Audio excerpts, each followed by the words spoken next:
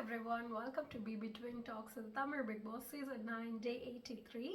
So இன்றைக்கி நம்ம weekend episode வந்தாச்சு. நம்ம விஜய் சீரியஸ்லி செம்ம லுக்கில் வந்திருந்தார். புது மூவி லுக்குன்னு சொல்லியிருந்தார்.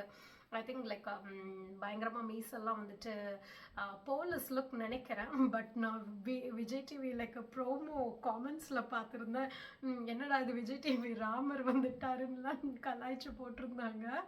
பட் அந்தளவுக்கு காமெடியெல்லாம் இல்லை, நல்லா தான் இருந்துச்சு. எனக்கு அந்த படம் பேர் மறந்து போச்சு, அந்த கொஞ்சி பேசிட வேண்டாம் சேதுபதி ஐபிஎஸ் அந்த மூவி இதெல்லாம் தான் எனக்கு ஞாபகம் வந்துச்சு. சாரி கைஸ், ஹேர் பேண்ட் தள்ளி போகுது. ஓகே. ஸோ ஆனால் சூப்பராக இருந்துச்சு அவர் லுக்கு. ஸோ வந்ததும் நம்ம ஃப்ரைடே எபிசோட் பார்க்குறோம். ஸோ ஃப்ரைடே எபிசோடில் பார்த்தீங்கன்னா பாரு அண்ட் கம்ருதனுக்கு ஒரு மிகப்பெரிய ஒரு ஃபைட் வருது. ஆக்சுவலி ஃபைட் வந்து இங்கே ஆரம்பிக்கும் அண்ட் இந்த எபிசோடோட எண்டில் வீக்கெண்ட் எபிசோட் ஃபர்ஸ்ட் சாட்டர்டே இது முடிஞ்சுட்டு அவர் போகிறப்போ அகெயின் அவங்களுக்கு ஒரு கான்வர்சேஷன் வந்து அங்கே தான் மிகப்பெரிய ஃபைட்டாக வரும். அதை நான் அப்போ சொல்கிறேன். பட் இங்கே ஸ்டார்டிங்கில் வந்துட்டு என்னென்னா பாரு கம்ருதன் அவங்களுக்கு இப்போ கொஞ்ச நாளாவே கொஞ்சம் என்ன சொல்கிறது தள்ளி போகலாம் அப்படின்ற மாதிரி ஒரு டாக் போயிட்டுருக்கு. அண்ட் ஆல்சோ பாரு அம்மா வந்ததுக்கப்புறம் நிறைய விஷயங்கள் மாறி இருக்கு அப்படின்ற மாதிரி தானே பார்க்குறோம். ஸோ அதில் வந்து இப்போ என்னென்னா பாரு ஆக்சுவலி என்னென்னா அவங்க வந்துட்டு இதுக்கு முன்னாடி வந்து கம்ருதன் நிறையா டைம் வந்துட்டு பாருக்கிட்ட இருந்து தள்ளி போக ட்ரை பண்ணியிருக்காரு. ஈவன் வீக்கெண்ட் எபிசோட்ஸில் பாரு கூட இருக்கிற அன்னைக்கெல்லாம் அவருக்கு ரோஸ்டிங் கிடச்சிருந்தப்பெல்லாம் அவருக்கு ரியலைஸ் ஆகிட்டு அவர் கொஞ்சம் தள்ளி விளையாடலாம் பாரு, இனிமேல் வந்து கொஞ்சம் நம்ம அதிகம் பேச வேணாம்லாம் சொன்னப்பெல்லாம் பாரு தான் ஆக்சுவலி விடலை. அது வந்து மறுக்கவே முடியாது. ஆனால் பாரு வந்துட்டு இப்போ வந்துட்டு கம்ருதன் தள்ளி போகலாம் அப்படின்ற மாதிரி பேசினா அதுக்கு உடனே சாண்ட்ரா கிட்ட என்னன்றாங்க, சாண்ட்ரா கம்ருதன் பாரு தான் உட்காந்துட்டு இருக்காங்க. அப்போ உடனே பாரு என்னன்றாங்க, நாங்கள் மியூச்சுவலாக தான் பேசி இனிமேல் தனித்தனியாக விளையாடலான்னு முடிவெடுத்தோம். இவன் என்னமோ இவனா, அதாவது இப்போ இவங்களுக்கு என்னென்னா கம்ருதன் தான் என்னை விட்டு போயிட்டான் அப்படின்னு வெளியே சொல்கிறது அசிங்கம் அப்படின்ற மாதிரி நினச்சிக்கிட்டு இவன் வந்து ஏதோ இவன் இப்போ டிசைட் பண்ணி போகிற மாதிரி ஒரு பில்டப் பண்ணிட்டு இருக்கான். பட் நாங்கள் மியூச்சுவலாக தான் இனிமேல் பேசிக்க வேணாம் டிசைட் பண்ணியிருந்தோம். பட் பாரு யூ ஷுட் திங்க் பேக். இதுக்கு முன்னாடி நிறைய டைம் நம்மளே பார்த்துருக்கோம் கம்ருதன் வந்து தனியாக விளையாடலான்னு ஒரு 2-3 வாட்டி தள்ளி போயிருந்திருக்காரு. பாரு தான் அந்த டைமில் விடவே இல்லை.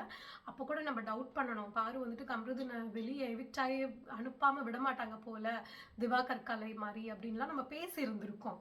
ஸோ இப்போ வந்து பாரு இஸ் லைக் ஏதோ நானும் போகலான்னு தான் பேசிக்க வேணான்னு தான் சொல்கிறேன் அப்படின்ற மாதிரி இது பண்ணுறாங்க. இப்போ வந்து கம்ருதன் கொஞ்சம் தெளிவாக பேசுகிறாரு. ஆக்சுவலி இந்த ஹோல் எபிசோடுமே எனக்கு வந்து கம்ருதன் வந்து ஓகே கொஞ்சம் நல்லா இப்போ பேசுகிறாரு, ஓகே பாருக்கிட்ட வந்து தள்ளி வராரு அப்படின்ற மாதிரி நிறைய விஷயங்கள் எனக்கு கம்ருதன் வந்து பிடிச்சிருந்தது. ஆனால் but at the end of the episode அவர் வந்துட்டு ஏன் அதையும் இங்கேயே சொல்லிடலாம். என்னென்னா பாரு கம்ருதனுக்கு இப்போ வந்துட்டு பாரு வந்து ஒரு வார்த்தையை கேட்டுருவாங்க, அதில் பிடிச்சிப்பாரு, அது அவளுக்கு ரொம்ப கோவம் வந்துடும். நீ வந்து மற்றவங்க கிட்டலாம் கேம் பற்றி பேசுகிற, ஆனால் என்கிட்ட மட்டும் ஏன் நீ கேம் பற்றி பேச மாட்டேங்கிற, என்கிட்ட நீ வெறும் ரொமான்டிக்காக மட்டும்தான் பேசுகிற அப்படின்ற மாதிரி பாரு சொல்லிடுவாங்க.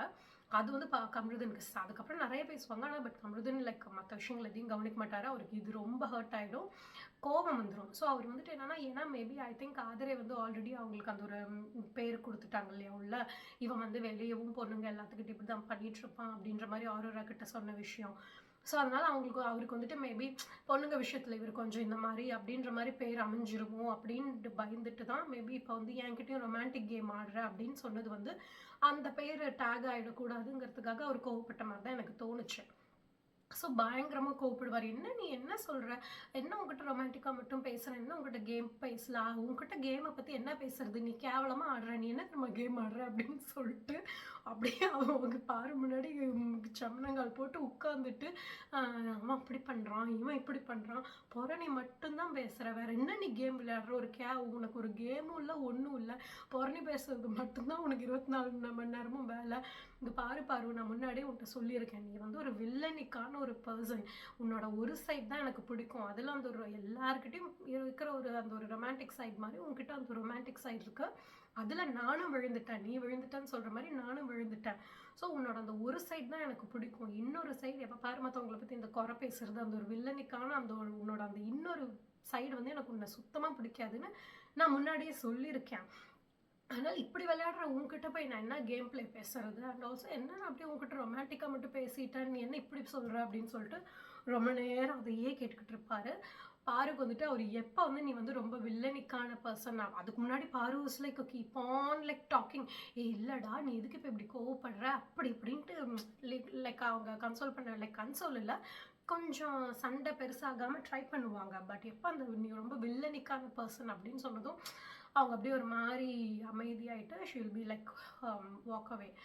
ஸோ அப்போ வந்துட்டு கமருதீன் ஒரு வார்த்தை சொல்லுவார், நான் வெளியே போனேன்னா முதல்ல சந்தோஷப்படுற ஆளே நீயாக தான் இருப்ப. நீ வந்து கேம்னு வந்துட்டா ரொம்ப செல்ஃபிஷ், நீ உன்னோட விஷயம் தான் நீ எப்பயுமே பார்ப்ப. அந்த கிளாக் டைமிங் டாஸ்கில் கூட அவங்க சேம் டீம், அதில் வந்து இவர் செகண்ட்ஸ்க்கு வாக் பண்ணியிருப்பார், பாரு வந்து மினிட்ஸ்க்கு நின்று இருப்பாங்க. ஸோ செகண்ட்ஸ் பண்ணுறவர் தான் மூவ்மெண்ட்லேயே இருப்பாங்க. ஸோ ஃபோக்கஸ் அவருக்கு போயிருக்கும் இல்லையா, அதுக்கெல்லாம் பாரு சண்டை போட்டுருந்துருப்பாங்க. நீ செகண்ட்ஸில் நடந்துட்ட, நான் செகண்ட்ஸ் பண்ணியிருக்கணும் அப்படின்னு. அதெல்லாம் எனக்கு வந்துட்டு ரொம்ப பாரு ரொம்ப அந்த கேம் பிளே அப்படி அந்த ஒரு இதில் செல்ஃபிஷாக தான் இருக்காங்க. ஸோ கமருதீன் இன்னைக்கு பயங்கரமாக டோஸ் விட்டுட்டு கிளம்பிடுவாங்க. அதுக்கப்புறம் நம்ம லைக் விஜேஸ்க்கு வரோம். விஜய் சொல்கிறாரு அப்படி ஆடியன்ஸ்கிட்ட, ஒரு பிரேக்கப்பை பார்த்த மாதிரி இருந்துச்சுல்ல அப்படின்ற மாதிரி. அதுக்கப்புறம் உள்ளே வராரு, வந்துட்டு எல்லாத்துக்கிட்டையும் பேசிட்டு ஃபேமிலி ரவுண்டில் எப்படி இருந்துச்சு, எல்லாரையும் பார்த்து சந்தோஷமாக இருக்கீங்களா அப்படி இப்படின்லாம் பேசிட்டு 2 கேள்வி கேட்குறாரு. ஒன்று வந்துட்டு ஃபேமிலி வந்ததுக்கப்புறம் நிறைய எல்லாரையும் பார்த்துருப்பீங்க, நிறைய இன்ட்ரெஸ்டிங்கான பீப்புள் இருந்திருப்பாங்க. இதில் வந்து உங்களுக்கு வந்து இவங்களுக்கு பதிலாக இவங்களோட ஃபேமிலி மெம்பர் இவங்க வந்திருந்தா கேம் சூப்பராக இருந்திருக்கும் அப்படின்னு உங்களுக்கு யாரை தோணுது அப்படின்னு கேட்டதுக்கு நிறைய பேர் வந்துட்டு வினோத்தோட ஒய்ஃப் பாக்யா, சாண்ட்ரா மெயினா சொல்லுவாங்க, வினோத்தோட ஒய்ஃப் பாக்யா வந்திருந்தா நல்லா இருந்திருக்கும். ஏன்னா நாங்கள் வந்து பாக்யாவை வந்துட்டு டோட்டலி வேறு மாதிரி இமேஜின், மேபி எனக்கு தெரிஞ்சு அவங்க கிராமத்து லைக் கானா வினோத் அப்படின்றனால அப்படி யோசிச்சு இருப்பாங்க போல். பட் அவங்க வந்து ரொம்ப லைக் நல்லா என்ன சொல்கிறது, நல்லா ஓப்பன் மைண்டடாக பேசி கொஞ்சம் நல்லா ஸ்மார்ட்டாக இருப்பாங்க பாக்யா. ஸோ நாங்கள் எப்படி நினச்சி வச்சுருந்தோமோ, அதுக்குன்னு தப்பாக எடுத்துக்காதீங்க, அதாவது எதுவும் கிராமத்துனா ஸ்மார்ட் இல்லை அப்படி இல்லை, இவங்க வந்து ரொம்ப சைலண்ட்டாக இருப்பாங்க, செட்டிலாக இருப்பாங்கன்னு நினச்சிருந்துருக்கலாம்.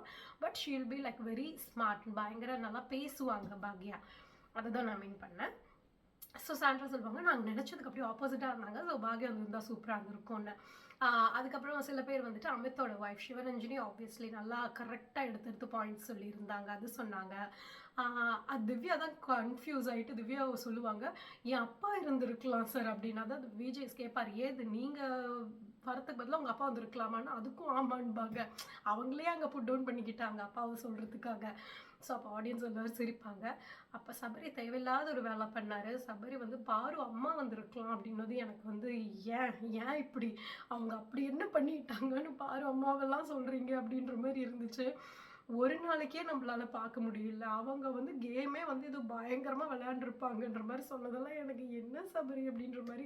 சபரியோட பேரண்ட்ஸ் வந்து சொல்லிட்டு போனாங்க, ஒழுங்காக விளையாடு, நீ ரொம்ப அமைதியாக இருக்கான்னு. ஸோ பேசணுமேங்கிறதுக்காக என்னென்னமோ பேசிகிட்டு இருக்கீங்க சபரி. ஸோ தயவு செஞ்சு பாரு அம்மாவை இன்னொரு வாட்டி எதுக்கும் இழுத்துட்டு வந்துடாதீங்க இன்ட்ரெஸ்டிங் பிளேயர்லாம் சொல்லிட்டு.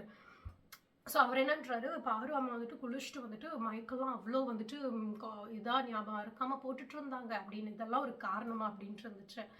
ஸோ இந்த ஒரு கேள்வி. அடுத்தது பார்த்தீங்கன்னா கமருதீன் சொல்லுவார், அமித்தோட பொண்ணு வந்திருக்கலாம், அவங்களோட அந்த ஏஜுக்கு மீறின மெச்சூரிட்டி அவங்கக்கிட்ட பார்த்தேன் அப்படின்ற மாதிரி.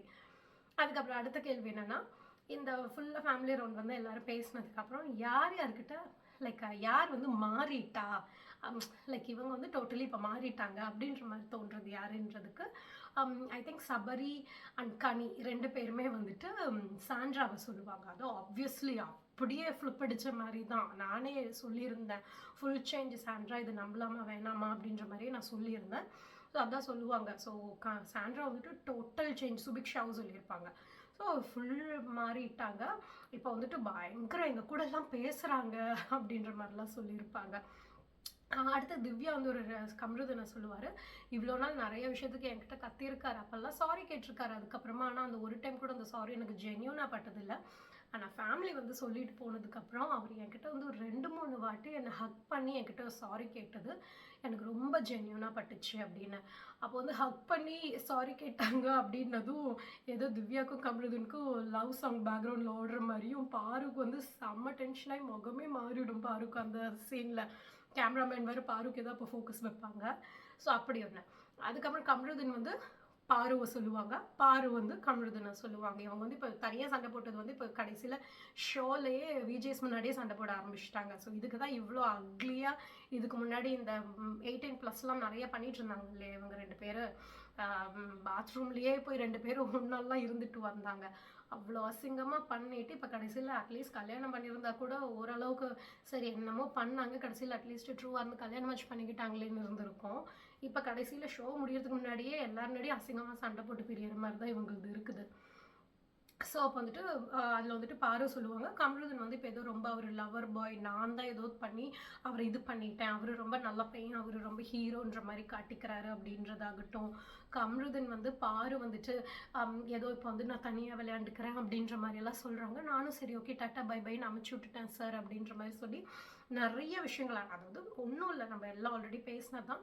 பாரு பண்ண எல்லா மிஸ்டேக்ஸையும் அவர் எடுத்து சொல்லுவார். நிறைய இந்த மாதிரி வில்லனிக்காக பண்ண, செல்ஃபிஷாக பண்ண எல்லா விஷயத்தையும் எடுத்து சொல்லி, ஸோ நானும் விட்டுட்டேன் சார் தனியாக விளையாடட்டும் அப்படின்னு சொல்லிட்டு. ஸோ இந்த 2 விஷயங்கள் மெயினாக சொல்லியிருப்பாங்க. ஆரோரை வந்துட்டு இங்கே வந்து நான் வித்தியாசமாக சொல்கிறேன் அப்படின்ற பேரில் நல்லா தான் சொல்லியிருப்பாங்க.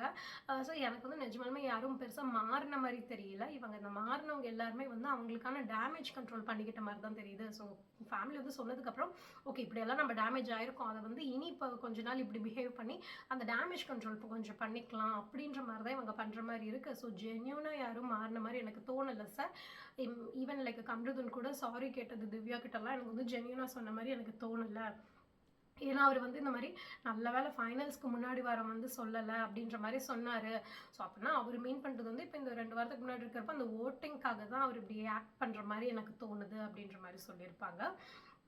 ஸோ அது முடிச்சதுக்கப்புறம் அங்கே ஒரு கமருதனுக்கும் அவருக்கும் அதுக்கப்புறம் ஒரு சின்ன ஒரு கிளாஷ் ஆகும்.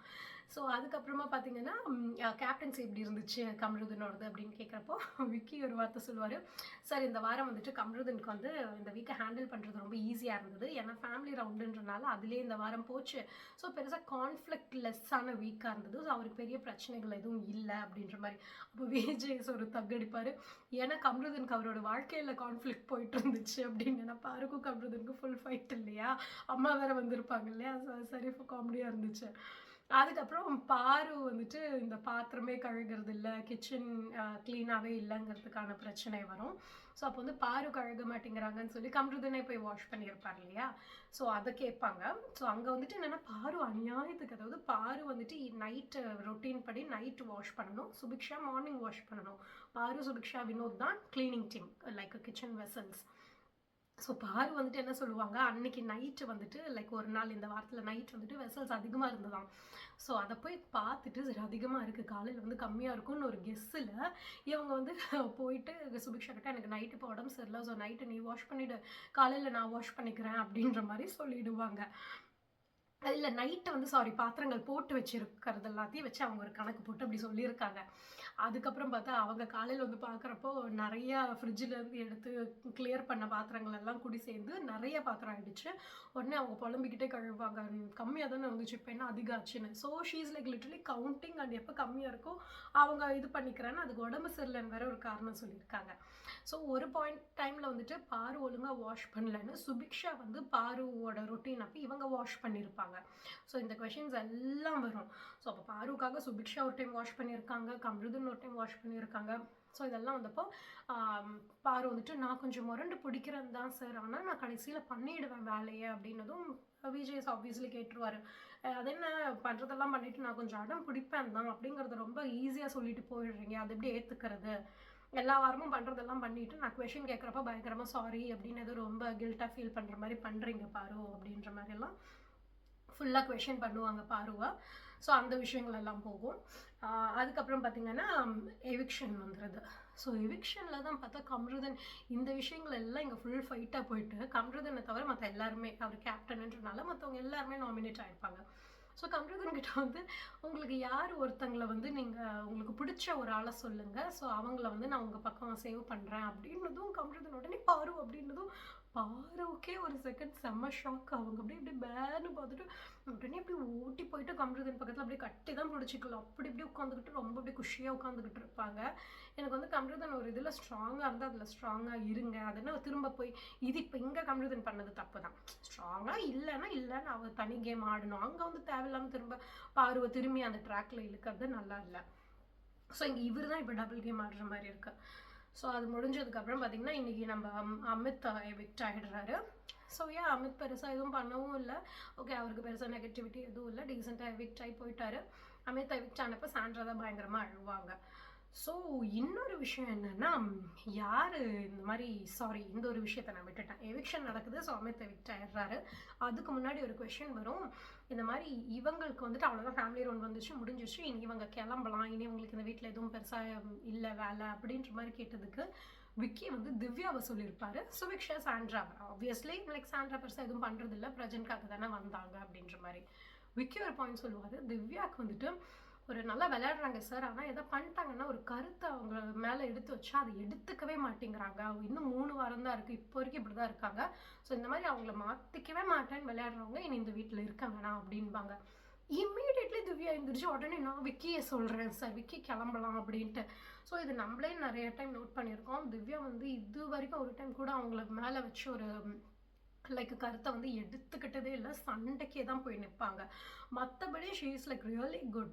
ஆக்சுவலி அவங்க வந்துட்டு இப்போ நம்ம சொல்லியிருந்தோம், அதாவது இது இவ்வளோ நாள் வரைக்கும் யாரையுமே வந்துட்டு அந்த ஒரு ரன்னராகவோ வின்னராகவோ பார்க்க முடியல. பட் இப்போ ஆஃப்டர் 83 days இப்போ வந்து என்ன கேட்டிங்கன்னா லைக் திவ்யா, விக்கி, சுபிக்ஷா மேபி வரலாம், தெரியல. ஸோ இவங்க 3 பேரில் வந்துட்டு கானா வினோத் வெளியே எல்லாரும் சொல்கிறாங்க, ஆனால் எனக்கு வந்து கானா வினோத் அப்படி என்ன பண்ணிட்டாரு அப்படின்ற மாதிரி தான் எனக்கு இருக்குது. பட் திவ்யா அண்ட் விக்கி வந்துட்டு கொஞ்சம் நல்லாவே விளையாடுறாங்க. இவங்க 2 பேர் வின்னர் அண்ட் ரன்னரில் வந்து நின்னா ஓகே, இந்த சீசனுக்கு ஓகேவாக தான் இருக்கும் அப்படின்னு இப்போ ஃபைனலி தோணுது. அங்கே வந்து இப்போ திவ்யா வந்து இந்த ஒரு கேரக்டரை மாற்றிக்கிட்டாங்கன்னா கொஞ்சம் பரவாயில்லையா இருக்கும் அப்படின்ற மாதிரி தான் தோணுச்சு. ஸோ அங்கேயே வந்து சண்டை தான் போட்டுக்கிட்டு இருப்பாங்க திவ்யா. ஸோ அது ஒன்று முடியுது. இதெல்லாம் முடிஞ்சதுக்கப்புறம் தான் நான் ஆரம்பத்தில் சொன்னது. ஸோ இவங்க இந்த முடிஞ்சதுக்கப்புறம் திரும்பியும் பாருவும் கமருதனும் வெளியே பேசிக்கிட்டு இருக்காங்க. அவங்க பேசிக்கிட்டே இருக்கப்போ திரும்பியும் நல்லா தான் என்ன பேசிக்கிட்டாலும் திரும்பியும் ஒரு விஷயங்கள் எடுத்துகிட்டு வரப்போ அவங்களுக்குள்ள ஆர்குமெண்ட் ஆகுது. ஸோ அகைன் அவங்க 2 பேருமே நம்ம பேசிக்க வேணான்னு போகிறாங்க. அப்போ கமருதன் இஸ் லைக் அவருக்கு வந்துட்டு பயங்கர கோவம் வந்துட்டு ரொம்ப பீக்கில் போயிட்டு தேவையில்லாமல் ஒரு வார்த்தை, அவங்க அப்பா இறந்தார்ல அப்படின்னு சொல்லி எடுப்பாங்க. பாரு வந்துட்டு இப்போ அதெல்லாம் எதுக்கு எடுக்கிற அப்படின்ற மாதிரி அவரை காம் டவுன் பண்ணுவாங்க. ஸோ எனக்கு வந்துட்டு ஒரு கோபம் வந்துருச்சு அப்படிங்கிறதுக்காக ஆல்மோஸ்ட் லவ் பண்ண பொண்ணை வந்துட்டு போய் அவங்க அப்பா இறந்த விஷயம்லாம் அவர் எடுத்துகிட்டு வந்து பேசுகிறாருன்னா அங்கே அவரோட கேரக்டரை கொஷின் பண்ண வேண்டியதாக இருக்குது. So he is not at all a good lover or husband அப்படின்ற மாதிரி தான் எனக்கு தோணுச்சு. So that was like too bad. ஸோ அந்த எபிசோட் ஃபுல்லாக எனக்கு கமருதன் மேலே இருந்த அந்த ஒப்பீனியன் அந்த லாஸ்ட் அந்த ஒரு இதில் டோட்டலி பிரேக் ஆகிடுச்சு. ஸோ அவரே அவர் வாயாலே கெடுத்துக்கிறாரு. ஸோ இப்போ தோணுது அவர் நடிக்கிறாரு தான், அவர் சொன்ன மாதிரி டேமேஜ் கண்ட்ரோல் தான் பண்ணுறாரு, ஹிஸ் நாட் ஜென்யூன் அப்படின்ற மாதிரி. ஸோ எனிவேஸ் நமக்கு பார்க்கலாம் இனி அப்கமிங் வீக்ஸில் பாருக்கும் கமருதனுக்கும் தான் மிகப்பெரிய கிளாஷ் வரப்போகுது. கண்டிப்பாக என்னென்ன நடக்குதுன்னு நமக்கு வெயிட் பண்ணி பார்க்கலாம். இன்னும் சண்டே எபிசோடும் இருக்குது, இன்னொரு எலிமினேஷன் இருக்குன்னு தான் கேள்விப்பட்டேன். நமக்கு வெயிட் பண்ணி நாளைக்கு பார்க்கலாம். Until then, see you guys tomorrow. Bye bye.